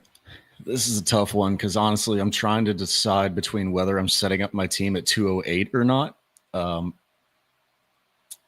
It's the 4th round. I'm not going to try to set up. I'm not going to try to be cheeky with this one. I'm not going to try to give myself another pick at the next spot. No, we're not going to do that. I'm just going to stick true to the board, and it will be Ollie Gordon here. The Miami Dolphins don't have any running back on the roster currently like this. I guess they do have Alexander Madison, who they did pick up, but everybody thinks is an absolute steaming pile of garbage now after he fizzled out of the Oakland Raiders system. You've got Devon A-Chain there. Still like Jalen Wright from the rookie class last year. We'll see how that one goes. I'm very concerned about the offensive line, but as long as Tua's been in there, the offense has been pretty solid still, and I think he can take the goal line work. I'll take Ollie here in the 4th. Yeah, man, I'm just scrolling. I wish Ollie would have been there for me at this next one. I'll tell you that. I think, at this point, again, 12-9, right? I don't want to bet on, a little bit of work, a little bit of opportunity. I want to bet on like an offense where if this guy gets opportunity, he might get all of it. And what we've seen is San Francisco likes to just load up on a single guy and run him into the ground. And once he's hurt, it's next guy up. I'm just going to take one of the only Jordan James. It is what it is. He's a running back in San Francisco, and I'm just betting on the pipeline that is the backup running back in San Francisco. Shane, we got 1-6 here, or the 6th pick here. So Henderson, Higgins, and Sanders on this team. What are you doing at 4-6? This team's not loving their draft. I'm just going to be honest with you. This team's looking and going, this is not what I thought would happen in my life. I expected so much better than this, but this is what happens when you can't trade. This is why you're at the 5th pick too. You're just stuck in the middle, right? This dude or woman should have traded back from Trev or whatever. Should have traded back from Trev and just been like, dude, I'll take whatever running backs there at 110. Just give me an extra first in 2026, bro, or ma'am, whatever. Anywho, mostly because the chat shouted him out, right? No, I'm not getting a new Tesla, but I might at some point before this draft wraps up. Pat Bryant. I don't even know if it's Patrick, to be quite honest with you. It's not just Pat. It's just Pat, like the old SNL skit. Cool. So Pat Bryant, the new Mike Thomas, Sean, what's his name? Bounty Gate guy. Sean Payton, genius boy, right? That's it. I have absolutely no idea. Again, if Pat Bryant's any good, I know it's 406, whatever we're at here, and I know people like Pat Bryant. So if he flashes a little bit, maybe I could flip him for a 3rd. If not, he's just going to occupy the back of my roster until next year when we do this again, and I draft whatever version of Pat Bryant comes out next year, and I cut this version of Pat Bryant. Yeah, gotta hope you have that taxi squad, right? Yeah. So he can go down to the farm and just chill out there for a little bit. Yeah. All right. Well, Brandon, we got the running back team here at the 7th spot. Harvey, Hunter, and Marks. Are we bucking the trend in the 4th spot here? Yeah, we're gonna go from we're gonna help this team out because the chat has hated this team the entire way. They hated RJ Harvey at 1.7. They absolutely hated Jarquez Hunter at 2.7. They felt a little bit better at Woody Marks, but we're probably going to get hated here. We're going Torrey Horton at 4.7. I actually just took him in a league, in a Heisman league at the 421. So it's a 14 team, Superflex 14. We start 11. Gosh, I'm like terrible here. 14 by 11. Yeah, it's all right. It's hated. It's fine. But Torrey Horton is actually not a bad player out of Colorado State. Going to play outside. Probably a project player. He's definitely not going to probably see the field early on, especially behind guys like Cup and MVS. But he could be a good safety net for a quarterback, whether that's Milroe, whether that's Darnold, whether that's whoever they take in 2026, because both of them just don't do well. Like, I like Torrey Horton here at the 4.7. I'll take the shot. Yeah, absolutely. Again, it's a 4.7, right? Just you gotta take a shot. Yeah, could happen in Seattle. I didn't see DK getting moved earlier in the season, and here we are, right? So we'll see what the opportunity looks like in Seattle for Horton. Cody, 4.8, Dart, Williams, and Sampson. What are you doing here? Yeah, apparently this is just the upside swing team. And whenever I'm in the fourth round, I'm pretty much exclusively going to be running backs or quarterbacks. And there's one other quarterback left in this draft. His partner went a round and 2 picks ahead of him. He was also taken 2 rounds ahead of his quarterback. And if you're going to give me the chance that I can take Dylan Gabriel, who I still believe will be having the starting opportunity, as the team that drafted him 2 rounds higher has the starting opportunity, probably over Shadur Sanders at the beginning of the season. I know there's not the ADV there, but if he even gets a game of a start, he's worth a 4th that you can flip later if you wanted to. And so, yeah, give me some Dylan Gabriel here in the 4th.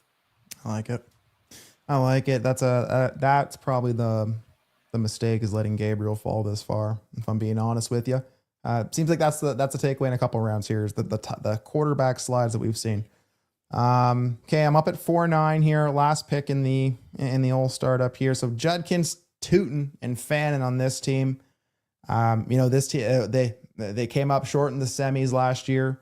They're just trying to load up on running back. They got that tight end. Let's just keep getting some running backs on this team. I'm gonna take Damian Martinez. Just bet on the receiving work in that offense. Bet on something happening to the guys in front of them, and that hey, maybe Sam Darnold brings more of a passing flavor to Seattle. Give me Damian Martinez there. Shane, Caleb Johnson, Jack Beck, and Brashard Smith in the 10 spot here. What are you doing at 4.10? No, just no. Jordan James is gone, right? Donovan Edwards, no. Leo Mullings, no. No. Fine. Quinn Ewers, he's a quarterback. Literally no other logic than that. It's either quarterback or running back here, or Cody's going to have his. Hopefully, Cody has another pick because he's got a special project that he's going to be drafting here. But sure. Just give me Quinn. I don't think he's particularly good. I do know that Fields is a running quarterback, a mobile quarterback, I should say. So there's a chance he gets hurt, and then Ewers has to step on the field, and I can move him for a 3rd. And that's all I want. If I could do that, I would be over the moon. Sometimes we just got to keep it simple, Shane. Just give me the quarterback. Hopefully I can just take the min bet. Just hopefully that can play out. I got you. Yep. Okay, Brandon, 4.11 here. You got Ibuka, Giddens, and Jaden Blue on this team. What are you doing at 4.11? Sorry, I'm reading the chat. I'm glad I provided entertainment for folks tonight. At the minimum, that's what we're here for, right? Is entertainment. I'm between 2 players. And You're good looking. I do like Khalil Mullings, just as a long dart, but I'm not taking him here. But he is somebody to keep an eye on because he's somebody that the Tennessee Titans don't have. Right. Mm-hmm. Tajay Spears and Pollard are kind of the same player. Mullings is one of those goal line guys, could sneak his way in. Probably not relevant for lineups, but just stash him away. I'm taking Jalen Royals here, though. I think it's went too far. We've been down this road before, though, right? P5 wide receiver, going to be attached to Patrick Mahomes. I'm not saying that he gets on the field and he has anything meaningful early on, because there's like 27 wide receivers. Also, like Kadarius Toney's been gone, but there's still Juju Smith-Schuster. He might come back. You never He know. might come back because they like to bring guys back. It's the circle of life, right? McCole Hardman just rotates his way in every 2.5 months. I mean, Juju's still there with his exploding knee. You still got Rashee Rice. You still got Hollywood. You still got Travis Kelce. Like Justin Ross is still there, and I'm sure there's still a hive of people. Like, just start listing a wide receiver. They've probably been there. DeAndre Hopkins might come back. Who knows? But it's not, the draft capital is not meaningful enough to be like, I need to carry this guy. No. But at 4'11", I'm definitely going to, at least if he's still there, I got to consider it because of the upside. If he's playing with Patrick Mahomes, people will feel good about themselves.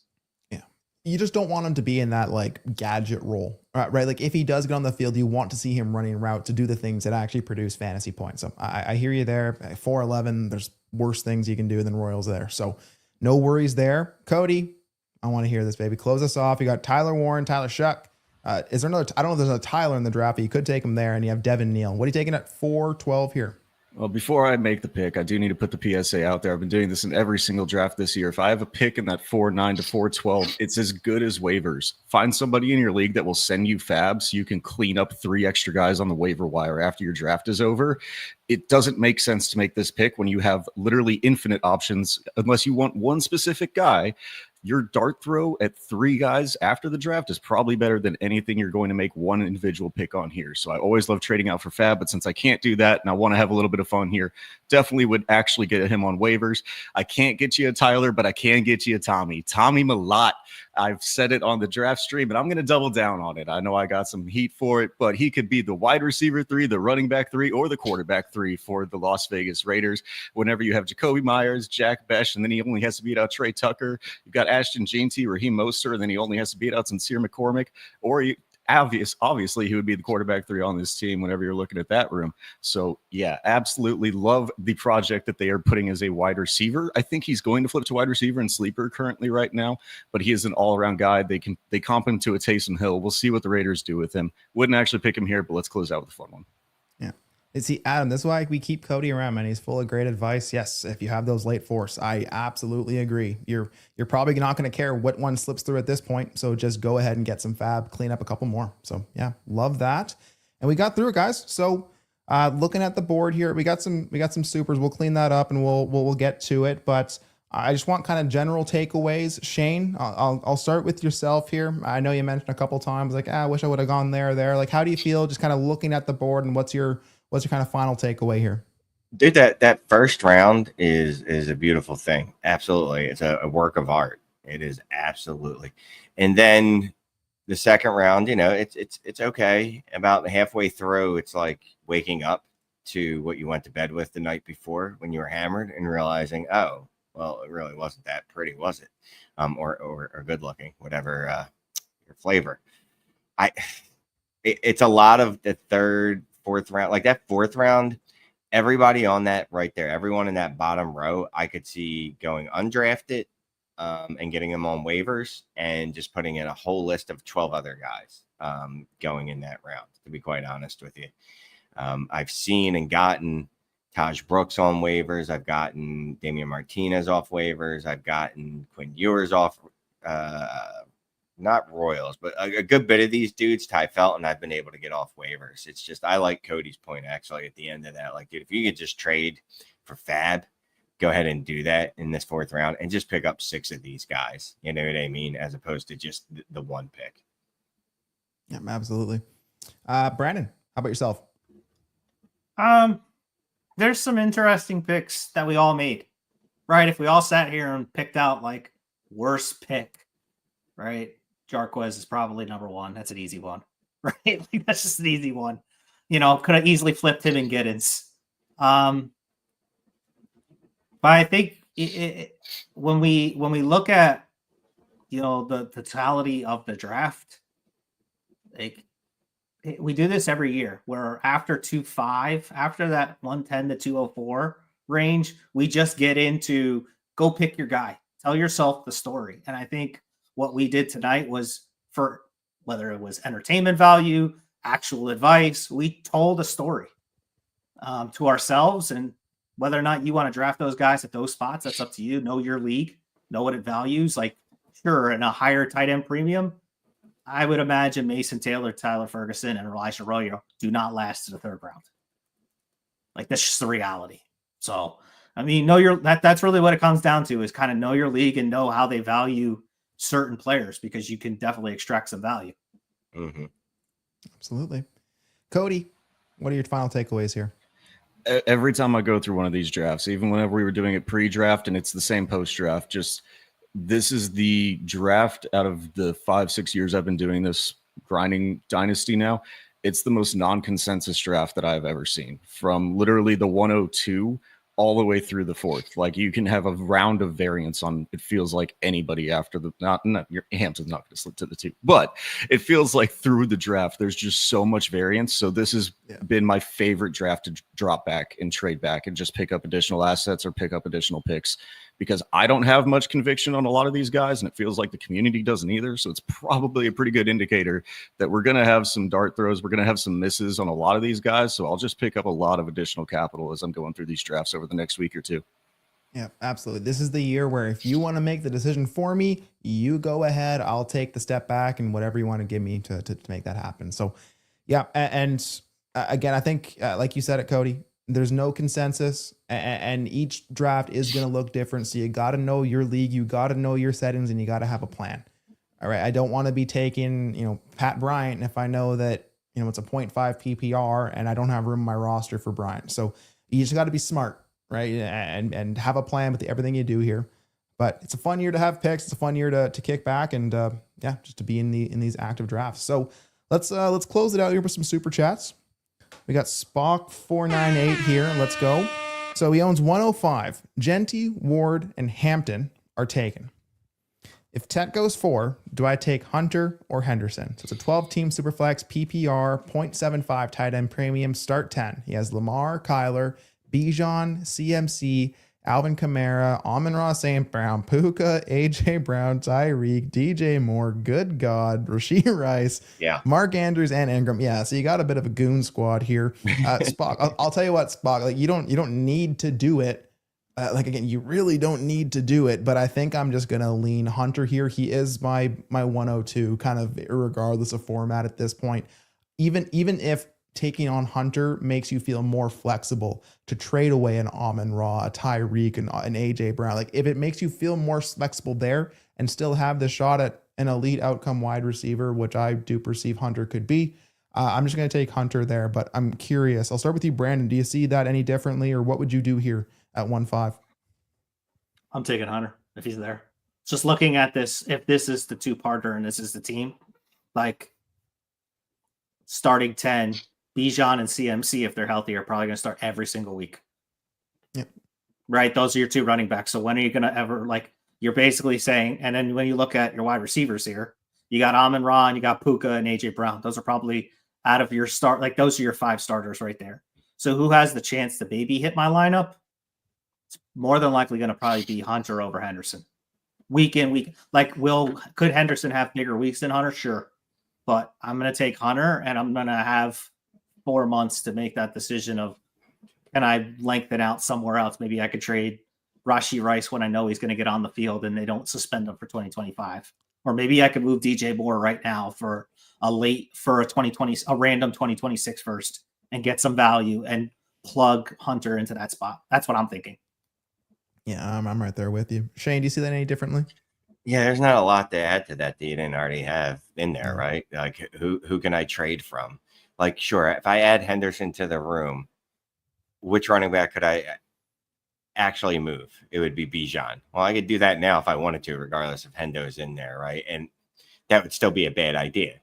But when you look through the wide receivers, there's a bunch of wide receivers I could move if Hunter hits, and it's not going to impact me negatively, like the way that it would if I move Bijan, unless Henderson somehow turns into Bijan, which the chances of that aren't great. So yeah, I'm gonna lead Hunter on in this one as well. Yeah.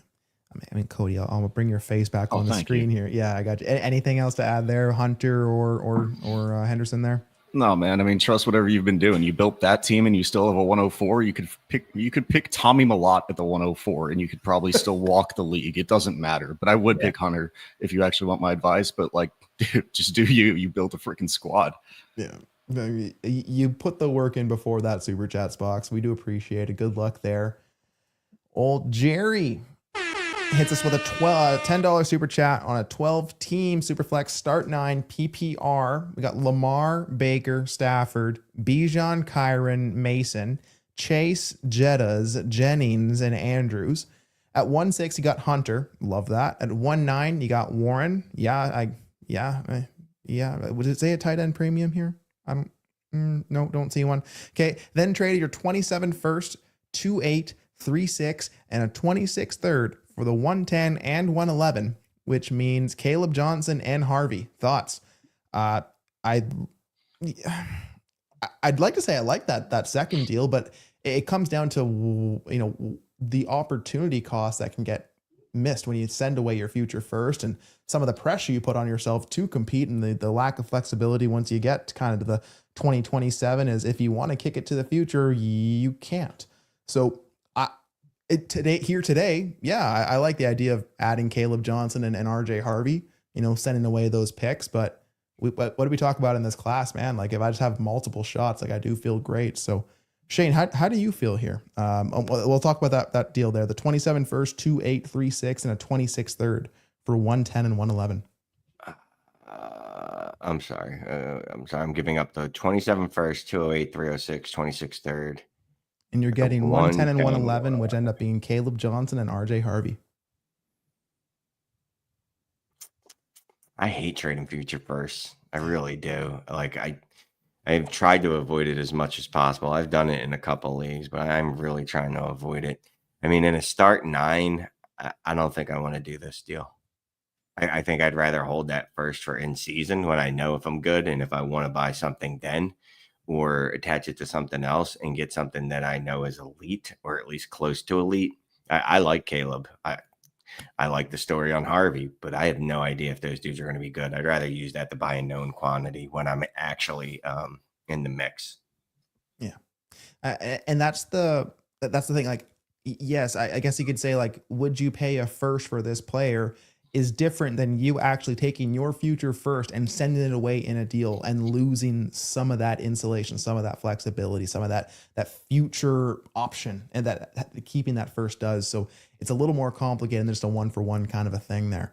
Brandon, I saw you make a face when we were reading through this. Like, how do you feel on this one? I mean, I don't hear, it's weird because I don't hate it, because really 208, 306, the 26th third in a start 9, those are probably those are all like negative war picks. Like Scott would hate those. Mm-hmm. Right. So it's really I'm turning my 27 first into 2025 late first, which isn't a bad process, right? When I look at it. But then when I look at the team and I'm like, okay, you got Caleb and you put Harvey in there. So now you have Bijan, Kyron, Caleb, Harvey. One of those guys is probably not starting week in, week out. Right? So then it's like, okay, now you're basically like, I'm not saying that he should have taken a wide receiver, but I think I would have tried to move the 111 into something of why to help to boost that back end of that wide receiver room. Like if Chase or Jefferson goes down, this team is in a world of hurt and it doesn't have its 27 first. Like that's how I'm looking at this. Yeah. That's why I made that face, because I'm like, that's where the scary part gets, right? Is if you miss and you don't have those wide receivers, now you're a 27, and we're talking already in the Discord, patreon.com/allgas. Like we're looking at Jeremiah Smith and Ryan Williams in the 27 class at the top of it, and what you could get for that. And it's like you gave that up for a shot at RJ Harvey. That's what's scary. Mm. Hi, Cody. Every 27 first, it's Jeremiah Smith these days. So it's always tough to move those 27s. But what are your thoughts on that one? Yeah, I promise I wasn't watching hockey beneath the bubble. And so I do understand what's happening with the question, though. I was paying enough attention for that. Great. But I'm actually going to go, I'll go against consensus on this one, honestly. Yeah, I don't like trading out my back end first for 27 first. That's typically the way that we typically like to do that the inverse way, right? But whenever if you just said it was a first for that group of picks in the 208 to the 36, it's a smash landslide win whenever you're in a start 9 that I want that side. And so, yes, I lose the flexibility. I lose a little bit of my future security, but the first versus the bundle of picks just so far outweighs it for me that I'm fine doing it if it was a bulk trade. Yeah. I mean, Josh, if that's on the table, yeah.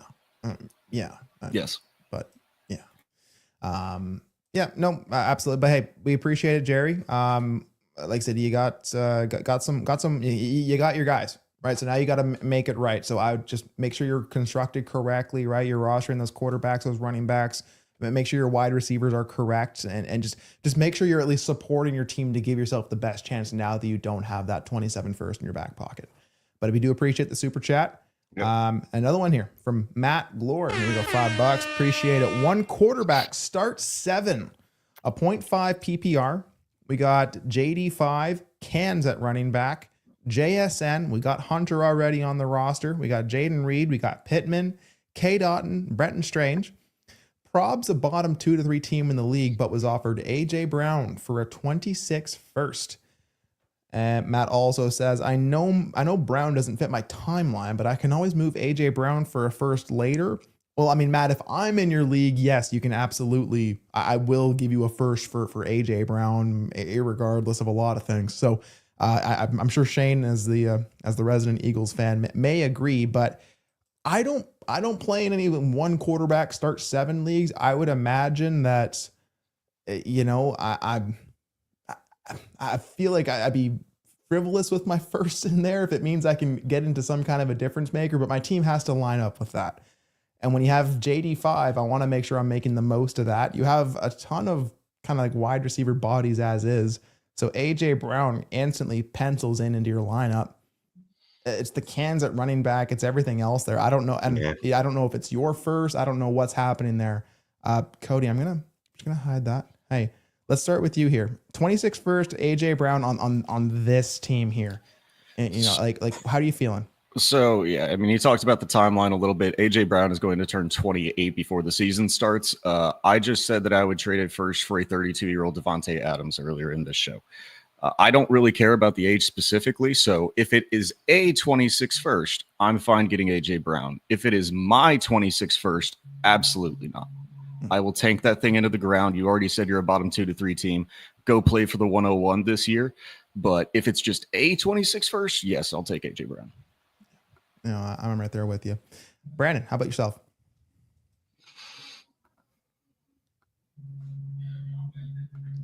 Yeah, I'm the same with Cody.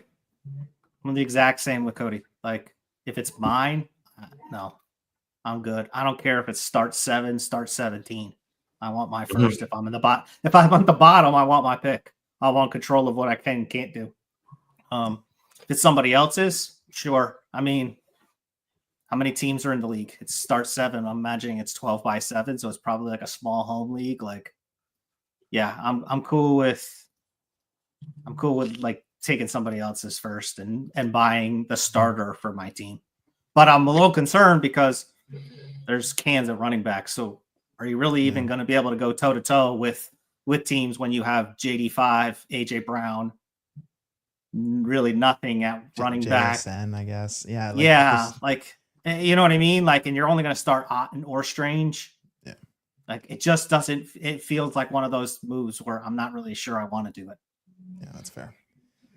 Shane. Yeah, 1,000% no. You're not going to win this year unless, I don't know, Jaden Reed has a top 10 season. Shane's just giving them all the pessimism. He's just it's just look, it's late. You know me, I'm cranky as it is. But no, I don't see how this team competes this year, even adding AJ Brown to it, because it starts 7, right? So just think about it's all super teams. Right. It's literally all super teams and all luck. And then you come, from the back, just all like sad and like, I want to play too. And you can't hang with the big boys yet. And that's fine. You know what I mean? That's why I hold on to the 26 first. And maybe I can use that in my own first next year. Maybe I can buy a Malik Neighbors or something. It probably takes 3 first, but you know what I mean? Use it towards something like that. I'd rather bank this, hold it, and see what else I can do with it later. Because I don't think this puts you in a position where you can compete. And sure, you could sell AJ Brown later for a 26 first, unless he gets injured. You know what I mean? And my dude is 28 years old, and it happens quickly. How quickly wide receivers, we no longer want them. You know what I mean? Mike Evans has been productive for the last 3 years, but nobody wants him. You're not getting a first for him. I know he's 31, but my point being, it's been a couple years now where you haven't been able to get a first for him. So I'm just going to pass. Yeah. Yeah, I agree, Cody. I think that's great. Yeah, if it's my first, absolutely not. If it's someone else's first, sure. But what's the plan with that, right? So appreciate the super chat, and I appreciate everyone that's in this. We have over 1,700 people here in the building. We do appreciate it. Yeah, we are just gonna keep bringing you content all the damn time over here on DDFFB. If you're not tapped in, there's codes in the description below. You can DM any one of us. You can get into the building. Come hang out for a while. Once again, if you're not, please hit like, hit subscribe. Let's get to 10K subscribers by the season, please. And yeah, let's see if we can run this thing up. So I do appreciate everyone that did come out for this mock. Hopefully your rookie drafts are going well. Hope this exercise gave you a little something to think about, a little new way to think about some of these picks here, or what you're doing with your drafts. Please head on over to the Discord. We're going to be in there. We're probably in voice chat tonight. And let us know like what you're thinking on your picks. We can go through all your scenarios in there. But yeah, thanks for hanging out. We do appreciate it. We out of this thing. Peace.